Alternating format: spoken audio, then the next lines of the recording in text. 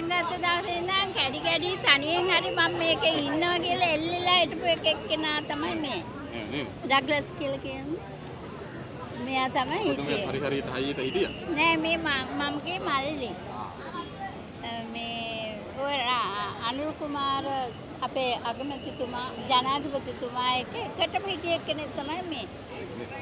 හෙල්ලෙන්නේ නැතුව එකට හිටියා. අපි බනිද්දි පවුල් කැඩෙන්න හදද්දී එකටම හිටිය පුජ්‍යලෙක් තමයි මේ.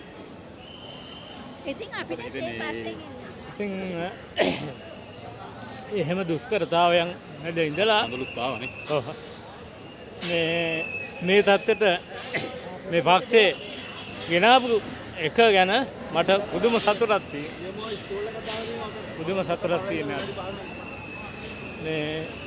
ඒ සතුට ඉතින් ඉදිරියේදී අපේ ළමයින්ට බුද්ධි විඳින්න පුළුවන්. මගේ සතුට. හાર્ට් ඇටැක් හැදිලා තියෙන්නේ. එන්න එපා කියද්දි මේ ආවම මමත් පිටිපස්සෙන් ආවා. මොක තමයි කැප කිරීම කියන්නේ.